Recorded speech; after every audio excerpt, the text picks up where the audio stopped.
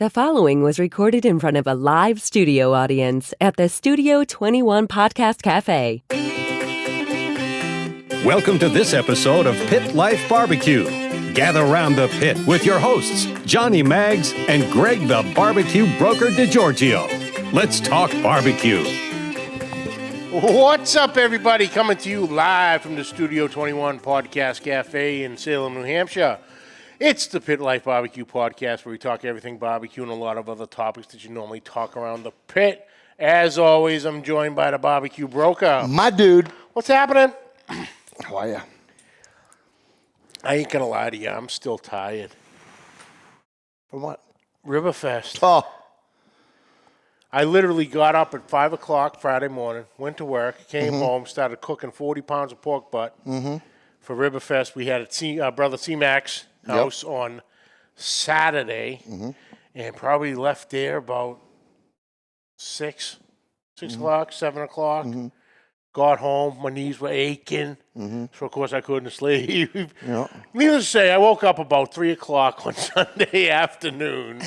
It's a lot. Got up, grabbed something to eat, basically hung out for a minute and went back to bed. This is just a friendly backyard comp, but there's a lot that goes into it. Oh, yeah. You know, and there's a lot of, it's specifically at C-Mac's house. He's got the hill, so there's a lot of up and down the hills and the steps just to set up. But, man, he puts on a great... And speaking of, there he is. He is incognito. He is under Jenny Long McPherson today. He puts on, him and his wife both, because I know she helps a lot behind the scenes. They put on a fantastic event. 100%. Now, you made a prediction at the very end of the last podcast. Do you remember what that was? Yeah, I was going to have a walk. What was the results? Oh, I got a walk. In the...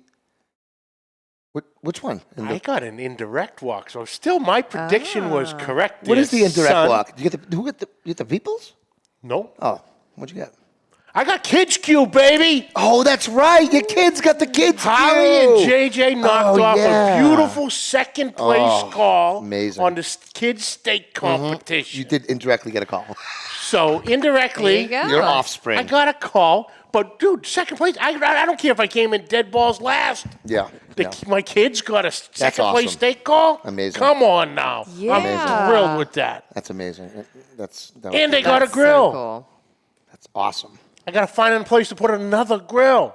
Yep. This time you won't get in trouble for it. It's not your fault. It's not my fault, honey. The kids Kids did it. did it. But once again, it was the New England Pitmasters Barbecue that came through the winners of whatever the category. There was no really category, but we took first. Overall, and we broke out. Well, we turned in some. One was a picanha. We did that because that was kind of our People's Choice thing that we were trying to get.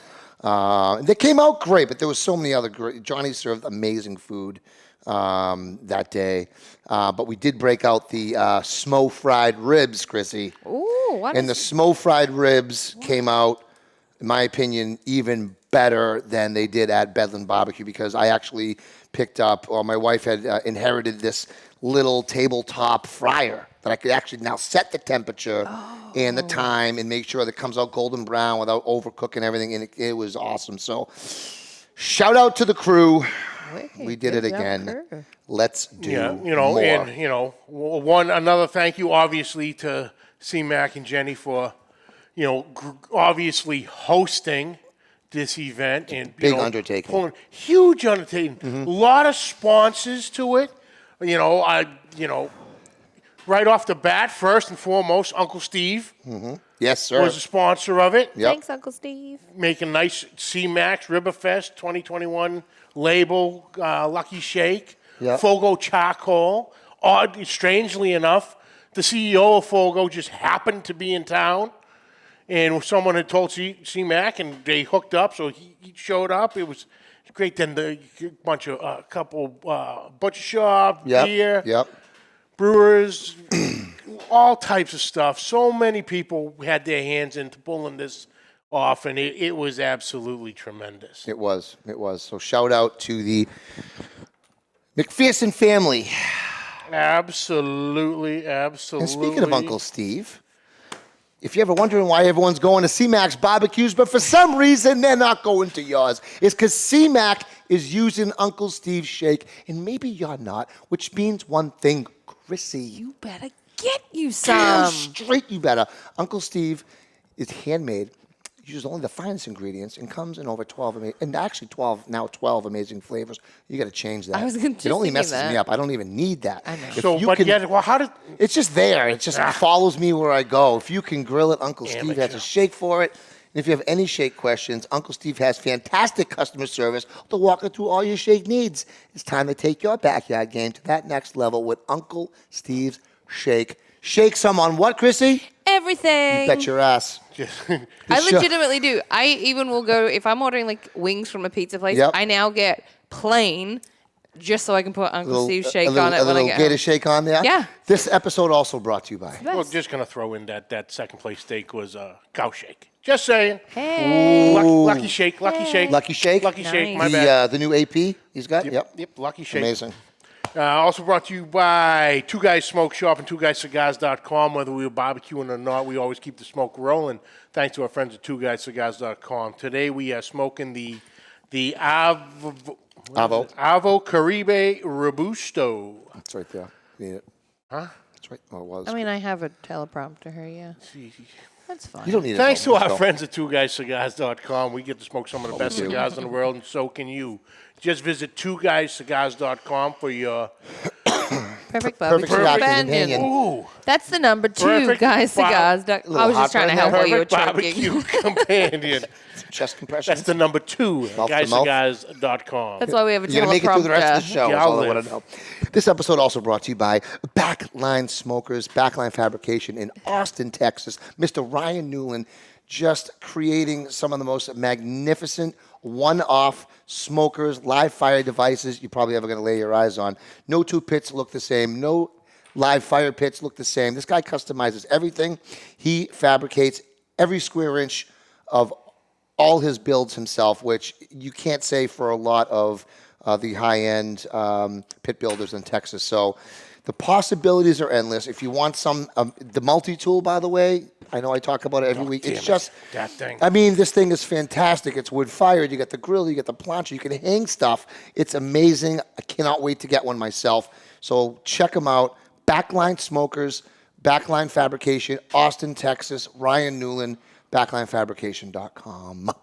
JB, what's happening? Kyle, Claudia, Daddy Dutch. What's up, Eric, gentlemen? Gator, what's happening? Uncle Steve's Craw actually. Daddy. Craw Dizzle McNizzle. Sounds like he's mixing while he's listening. And he says those Sundays, Chris, what's happening? the barbecue Sunday was a money, Mags. Damn straight it was. Hi, Kyle. Beautiful He said hi barbecue direct. Sunday. Yep. So let's get. Into the brass tacks. See, you love that one. I You love it. that one. Oh, we're going to get shirts made. Yellow V-necks. need it. Because I know you guys love Say the, the brass the yellow tacks. V-neck is making a Except comeback. Junior when he's Yeah. there. Next Junior week. loves the yellow V-neck. It's coming next week. It's going to be Nice. back. I'll model it It's for in, us. it's in rotation. Yeah. To let everyone listening, we are staying local, boys. So you guys gonna have to pay attention, keep up. I don't think we got any subtitles because the accents are gonna be flying today. So we're happy to be joined today from the great state of Maine. That's right, the top right, boys. I know all you southern guys down there don't venture up that far. It's like really a diagonal shot from where you guys are down there. Yeah, you know? kind of like that. Like that. Yeah. But guys, ladies and gentlemen, please welcome from Bub N Muthas Down East Dinnah Dust. You did it. I love that You've been name. trying- I've been you've been practicing it practicing all all day day. because I wanted to. Anyway, ladies and gentlemen, Mr. John Fuhrman. John, what's happening, Hey, John. sir? How are you, bud? Guys, good to see you from all the way up here. Yeah, all the way up here. Good stuff, man. Yeah. So, John, you reached out to us a couple weeks ago, which, first off, thank you so much. It was great to find. It's great to find the local stuff, and especially in our area, obviously not known for barbecue, to have a local barbecue rub company. Let's spotlight it all. So, as we start with all our guests, first and foremost, who is John Fuhrman, and how did Bub N Muthas Down East Dinnah Dust come about? It's quite a story. I, as I said to you guys earlier before we went on the air, I was born up here when my dad was in the Navy. It used to be a Navy base here in Winter Harbor. When he got out, moved back down to the New York metro where I grew up, got into business, sales, training, all that sort of stuff for about 40 years. I had the opportunity to come back up here and looked around and said, you know what? This place needs a business. And the funny thing was, I had no idea what kind of business we were going to start. So, as I'm sure you guys are aware, a lot of great ideas come out over a local brew. Fact. So, we were sitting around, and you have to understand, up here, a lot of the guys are lobstermen, and a bunch of them are a lot older than me. And it seems that I don't know what the age is. I think it's around 72. They just start calling each other Bub. They don't have to remember anybody's name. They just say Bub, hey Bub. And they're all deaf from the engines. Yeah. Anyway, when they're with their wives, they call their wives mothers. And I'm hearing this, and I said, that's a great name for a business. Bub N Muthas. Wow. What the hell are we going to make? So Awesome. Business had me living in the Carolinas for about 5 years. And as you guys know, almost every other restaurant is barbecue. Mm-hmm. And I was like, okay, do what you know. And while I was down there, I started to learn how to blend different rubs. So when I came up here, I said, well, I can do that. And, I let a couple of people try it. And their question kept coming back. What's main about it? It's good, but what's main about it? Other than the name. And they were right. So I started looking around going, well, what, I knew I had a pretty good flavor profile. So whatever I put in, I had to take something out that was kind of the same. So one of the things I always found tough with rubs, a lot of them use a brown sugar base, as you know. Personally, I don't like the way brown sugar caramelizes. Mm. Okay. It gets clumpy. Now, when you're smoking, it's not too awful a deal because you're doing it low and slow and you're expecting that crust.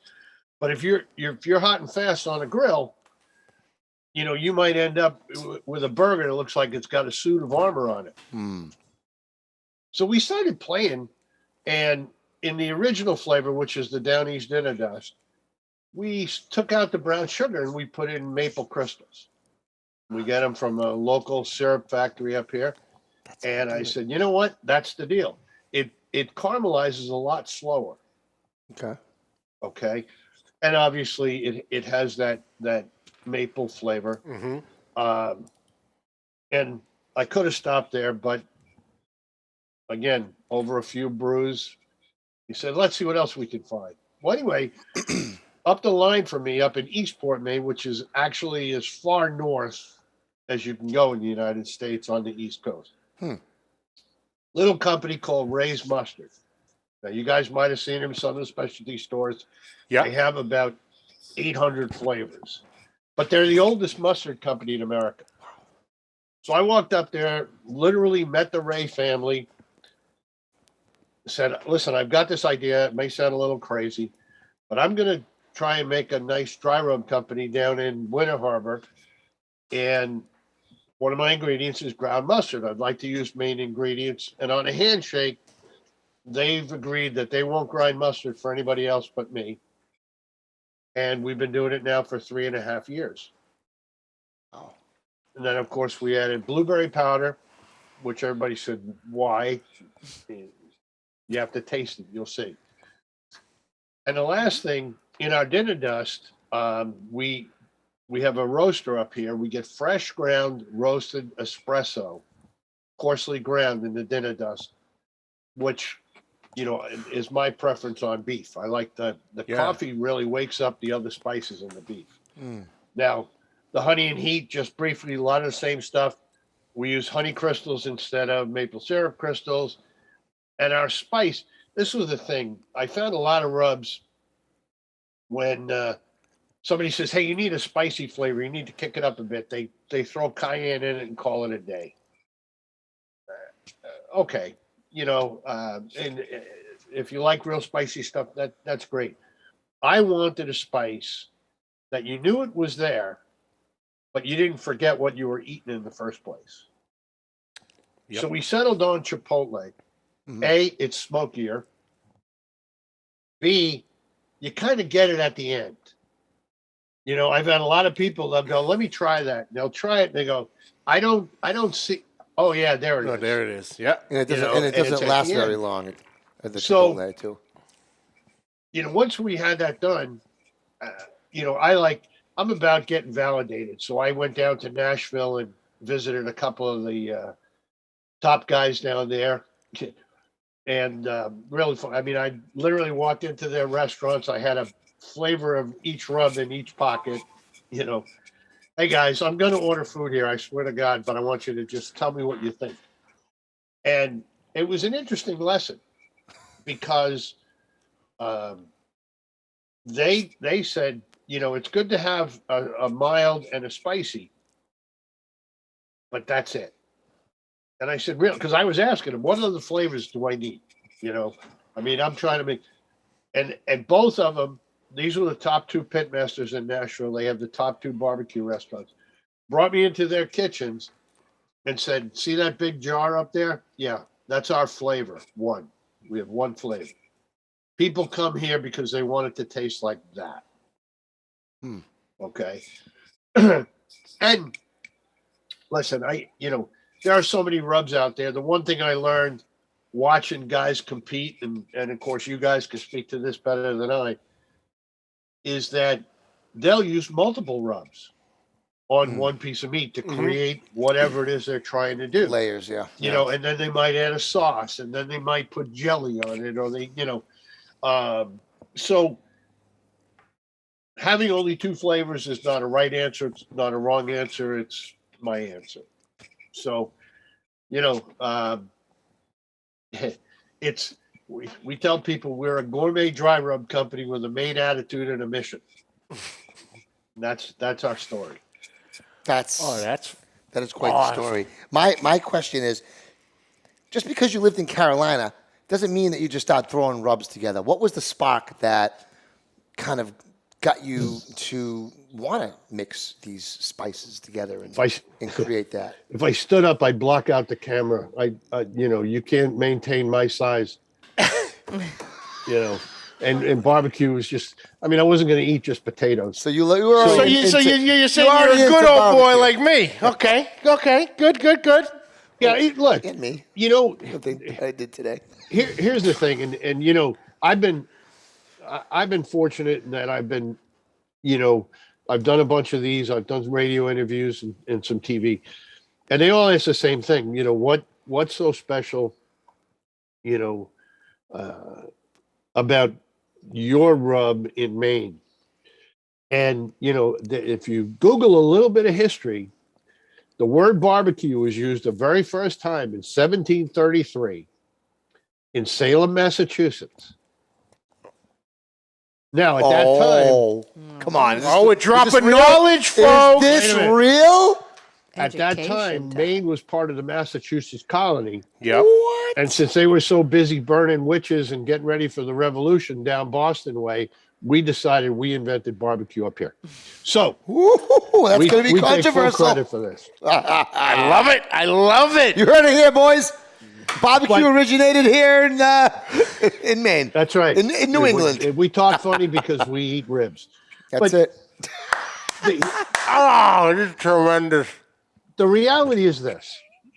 And as I said, I lived in Carolina. If you go to Carolina, walk into a typical Carolina restaurant and say, "I want barbecue," you're getting a pulled pork sandwich. Yep. Okay? Yep. That's what you're getting. Mm-hmm. Great. Is that barbecue? Well, it depends. If you go to Texas and you say, "I want barbecue," what do you get? Brisket. Right? You're going to get brisket or you're going to get short ribs. Yeah. Right? You're going to get beef. Yep. And if you go to St. Louis, you're getting ribs. And if you go to Alabama, they're putting white sauce on everything. Yeah. So what's barbecue? And to me, barbecue is an event. Okay. It's where you bring a bunch of people together. Nobody has a bad time at a barbecue, right? Barbecue, I can tell you this, and and we didn't talk about it before, but I lived in Manchester for 20 years. Okay. And one of the neat things on our street was when we moved in, everybody seemed to move in at the same time, right? All the houses were virtually new. We moved in, and within a few years, we truly had a neighborhood that reminded me of where I grew up, in the New York area, with real neighbors. And what I mean is, on Sundays, I'd get the grill going on the deck. My next door neighbor said, "What are you cooking?" "I'm cooking this." "Hey, do you got room on the grill? I got some of this." "Yeah." "Well, let me call Jay, and we'll bring Jay over." And the next thing you know, we've got 30 people. Yep. Right? And we're all throwing each other's food on the grill, except Jay. We didn't let him cook. Shout out to Jay.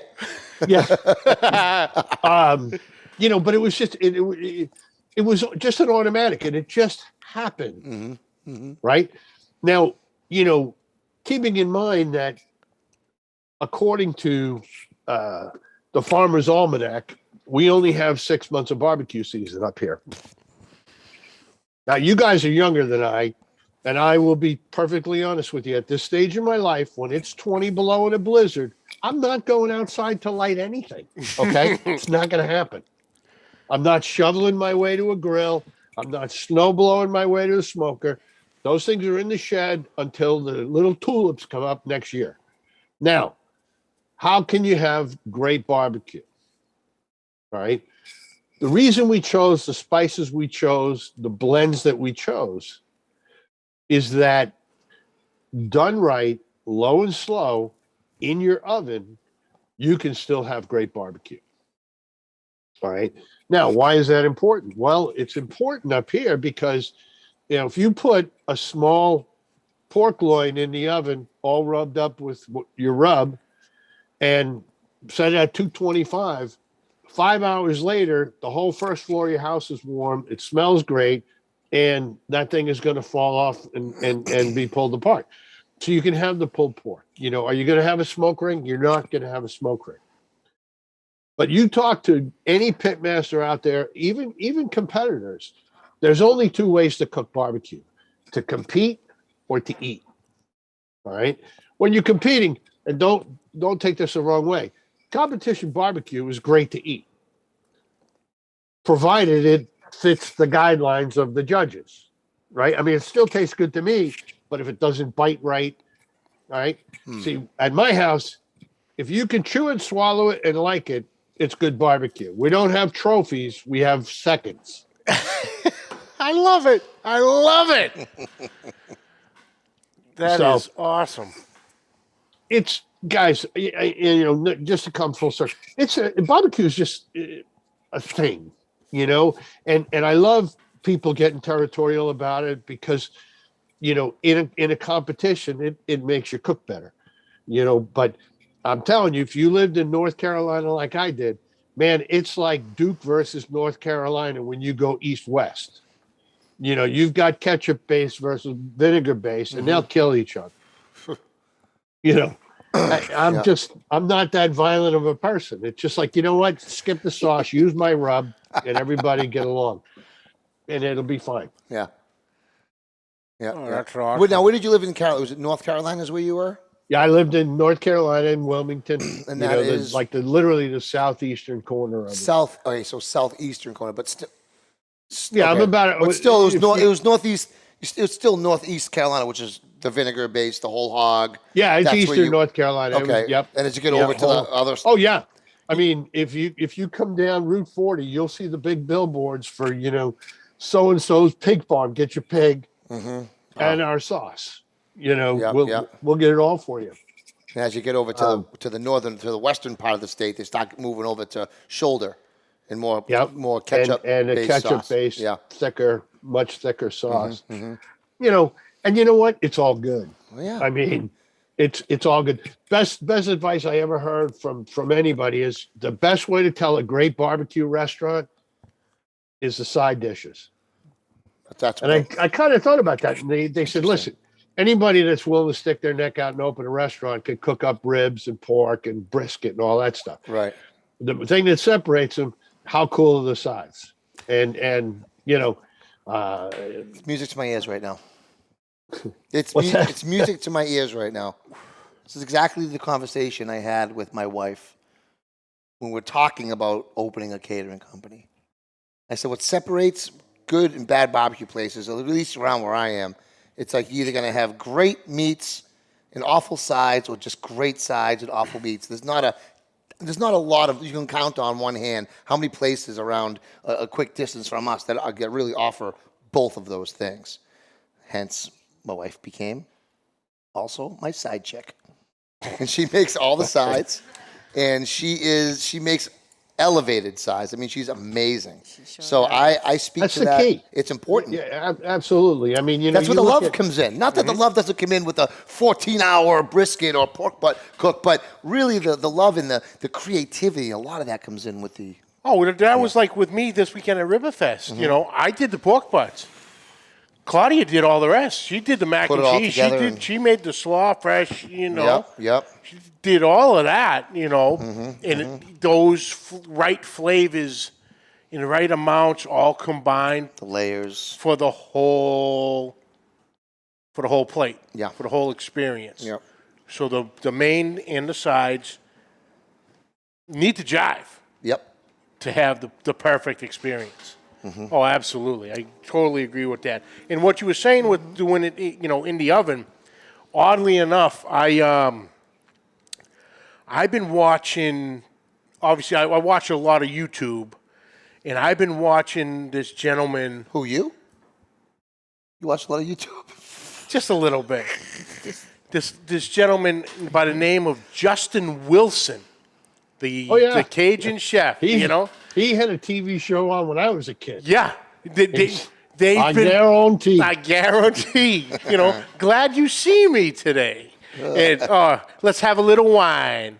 But, he's tremendous. But he was on, around here we'd have Channel 2 or WGBH. PBS. PBS, the local broadcasting.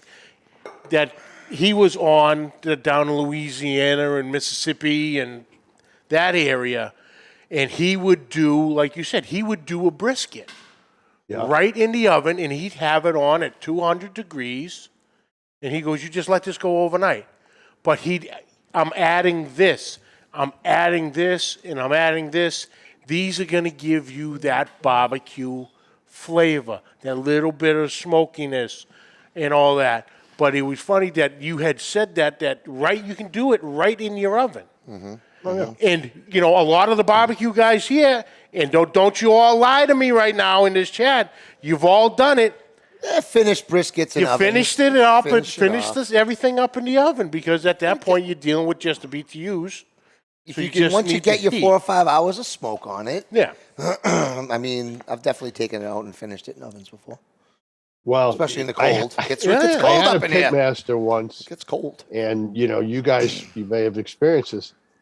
On my smoker, I had the toughest time smoking wings. Which is what type of smoker, by the way? What are you using?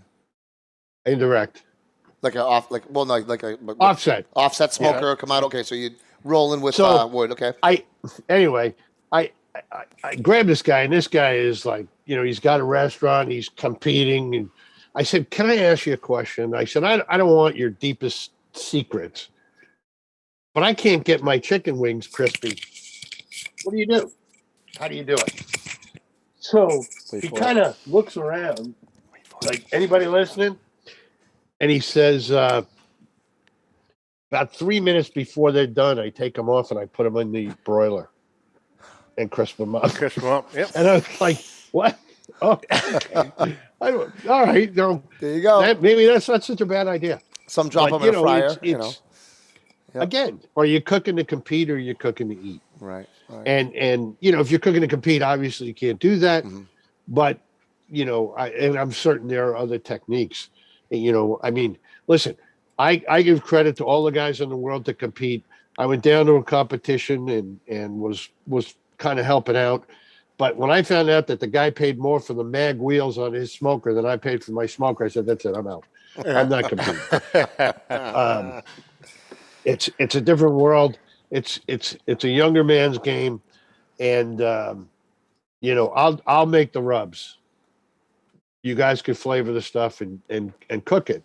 I mean, I don't mind cooking, 8, 9, 10, 11, 12 hours for me, and for my friends, to have a judge leave to go to the bathroom, and by the time he gets back, his piece is dry, and then he gets a bad score. Yeah, I'm not as patient as I appear on camera, boys. So I wouldn't play nice. So Nice. Guess I got to cancel those rims I have on layaway. Yeah. Yeah. I'm only kidding, but I've been looking at a few. So That's awesome. back to the business end of Bub N Muthas down east, Dinnah Dust. This is where, yep. This is where it's going to get real interesting, Yes. folks. Yes. You have heard of a company, doing a sale, and, the big tagline, "We're giving the company away." Well, John is actually doing that to an extent. Yep. So, John, when we first started talking with the emails back and forth a few weeks ago, you had sent me this wonderful write-up about it's not an event, what you got going, an idea you have or vision of where you want or wanted originally for your company to go. Yep. And you have decided, and correct me if I'm wrong, to basically give away 30% of your company. Yep. Yeah. Okay. It kind of came in a really roundabout way, but basically literally the day I started the company, I made a commitment that if we grew large enough, I'd start hiring area veterans. Okay. And, all these noble ideas, as a business, you have to go back and you have to put that to a calculator. So, and we even have it on the website. Basically, every 10,000 bottles that we sell in a given month, right, I can hire a veteran. Okay. And that was literally at the very beginning, I figured that out. That's what, if I can sell 10,000 after everything else is paid for, I can hire a veteran. So well, that's great. Well, as you get into the business, we started signing up stores and we started doing orders. And there's a subscription company called the Grill Master Club. Mm-hmm. Okay. And, they do a couple of barbecue products every single month for their customers. Well, we made a deal with them. And at the time, when we made the first deal, they were just getting going. They had like 400 members. So 400 members was a good order. And, we filled it and everything kind of moved along. Well, they grew a little. And their second order with us was for 4,000. And it took us everything we had to get that order together in that time frame and supply everybody else that we already do business with. And I'm sitting there going like, all right, well, the math still says I need 10,000. But the way I stand right now, I can't get to 10,000. If I get 10,000 orders, I can't fill them.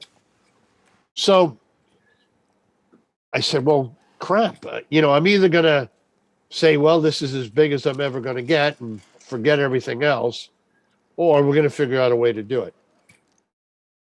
And the more I thought about it, the more I realized that if I hired a veteran, they would have a job. Okay.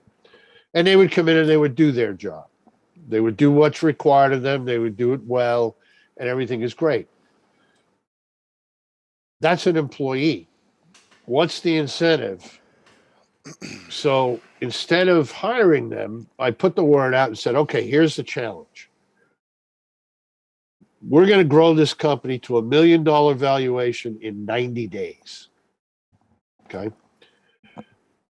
If we do that, I will give each of you a percentage of the company up to a total of 30%. So, and initially, I really focused on Maine. I mean, I wanted to focus on local veterans. Oh, absolutely. Well, the local veterans called me every name in the book. It was, and I felt bad for them. They didn't know me, I didn't know them, and they wouldn't have the conversation. Because the way it was set up was, if you're interested, I'm going to do basically like this. I'm going to do a Zoom meeting. I'm going to explain the good, the bad, the ugly, all the rules. You can decide yes, you can decide no, still respect you, but we're going to get to $1 million valuation in 90 days with you or without you. So as it turned out, the veterans that I'm currently working with are from a lot further away. The closest one to me is in New York. Anyway, we've got a little bit, about 8 weeks left to get to where we want to be. We want to get there by Veterans Day. So we're really trying to put the whole thing together so that, it has some impact, that, veterans are no different than anybody else with ambition, again, especially the younger guys, the guys and gals that are coming back now, the guys and gals that are getting out now. They're the ones that are sitting there going, okay, what am I going to do? Where do I belong? And, why not put yourself in a position of leadership? That's what you were. If you were in the service for any length of time, Yep. literally more than a year, you were in charge of something or somebody. And as you progressed, obviously that got bigger. So, we've got them. They're out there. They're talking to the guys that we have now are talking to stores, meat suppliers in their areas, and we meet every single week. We do a video meeting like this. We talk about the good, the bad, the ugly, And right from the start, I told them, listen, I'm not tossing anybody aside on this one. You're here till the end or until you say I'm out. Okay. So there's going to be something for everybody at the end, whether we hit that number or not, but in all candor, we've had a couple of guys go, you know what, this is not for me. I'm not in, and that's okay. In fact, we've left it with one of them that their expertise is in logistics, that if we do get to the number and we're looking for somebody in that position, we'd like to talk to them about just coming aboard for a job. So, it's working out really well. It helps me in that my goal is to work with younger veterans. As you guys may know, where I live in the northeastern part of Maine, the economy is such that if you're not out lobstering or part of the tourist industry, it's tough. Yeah. And so consequently, a lot of young people are leaving. Well, I can't stop all the young people from leaving, but I can go after the people that I can relate to, which are veterans. They've got families. I mean, look, you guys live in New Hampshire. I live there. It's a beautiful state. And there's a certain lifestyle that comes with that, the outdoors and things. We've got the coast, we've got scenery, but these young people are giving that up to move to an area to produce income. Okay, it's nothing wrong with that. You want to take care of your family, that's the honorable thing to do. I want to give them the option, right? You can stick around here, live the lifestyle, and I'll be able to pay you a salary that is going to allow you to live here and take care of your family. So that's the genesis of it. The big thing is we've been approached like, why don't you take on investors? Why don't you, I don't need investors. What I need is talent. I need work ethic, right? If people buy our rubs, that's better than an investor. It really is. And I've got nothing against businesses that go after investors. I think it's important. I think that at some point we may need investors. But for right now, our growth is in people buying the rubs. I mean, as we tell our story, use it on everything. The short speeches, we designed it to be used on anything that used to have fur, fins, or feathers. But our customers are using it on everything, literally from avocado toast to fried zucchini.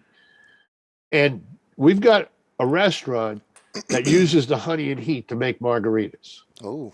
So, and yeah, if you like margarita, it's great. All I'm saying is that because of the way we blended the spices, people are trying things I never would have thought of. Yeah. You know what I mean? I'm like you got meat and potatoes, guys. I'm a meat guy. I'll have a side of meat with my meat. Yep. I speak to that. but almost 45% of our customers are women. And they're sending in amazing recipes that and I'm not talking about the fancy dishes or things, but things that I wouldn't have thought of. I mean, last year, a lot of our stores were closed due to COVID. So we went straight to our customers and said, listen, we're going to have a contest. And I want you to send me the weirdest thing you've ever put Bub N Muthas on. And I want pictures and I want the recipe. And a woman ended up winning the contest. And what she did was she sliced pineapple, put honey and heat on it, and then put it in a dehydrator and made spicy pineapple chips. And I said, you win. That's an awesome recipe. I never would have thought of it. Yeah. Do you know what I mean? Amazing.